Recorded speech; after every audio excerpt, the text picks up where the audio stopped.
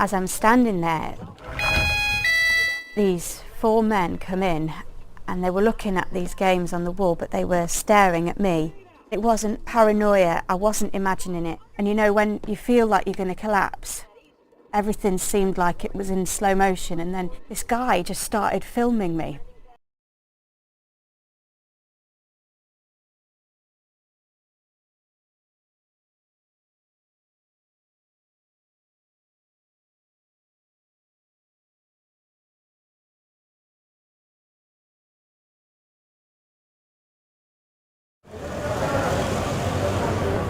Window shopping was about safety, not sales, looking always for an obsessed former colleague who said he wanted to both love and kill her. But when the stalker couldn't stay hidden, he recruited others to follow her, to make her fear for her life. Constant thinking that, you know, someone's going to kill me. Today, maybe it's today. Janice constantly checks who's nearby after years of being gang-stalked in Liverpool. To protect her identity, how she looks now, she's portrayed by an actress and we've changed her name. This is how she described the moment the gang first appeared.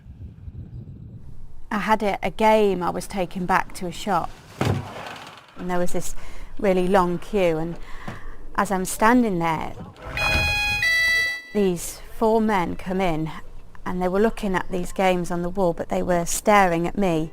It wasn't paranoia, I wasn't imagining it. And you know, when you feel like you're going to collapse, everything seemed like it was in slow motion, and then this guy just started filming me.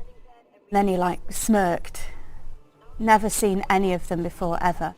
I felt literally trapped. If they're so brazen to do that in front of me, what else could they do? Janice's steps have been traced repeatedly, yet those who block exits, bump into her, terrify her, have never been caught. By the time she's begged shop staff or security to call police, they've fled. CCTV footage hasn't helped. Her original stalker's untraceable. Could we look at which barristers are available with stalking expertise? Solicitor Rachel Horman helps stalking victims nationwide from her practice in Blackburn.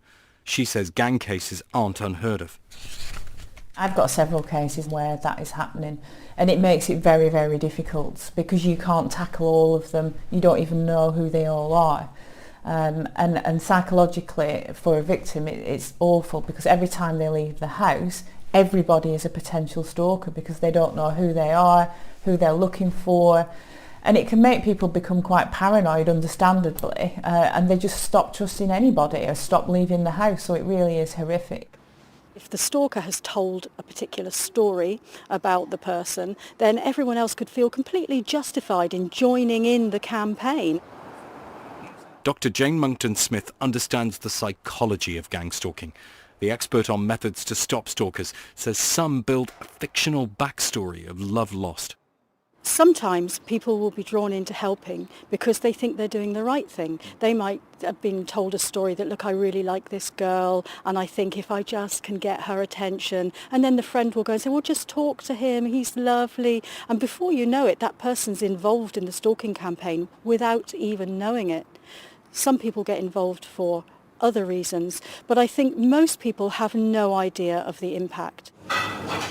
A life lived on edge is the impact on Janice. Lived away from anywhere she believes the gang could spot her. Lived in fear she could join those for whom stalking ends the worst way. Women feel like they're slowly being murdered. Well, I feel like that, and I feel like I can't tell anyone that. That nightmare's never ended for me.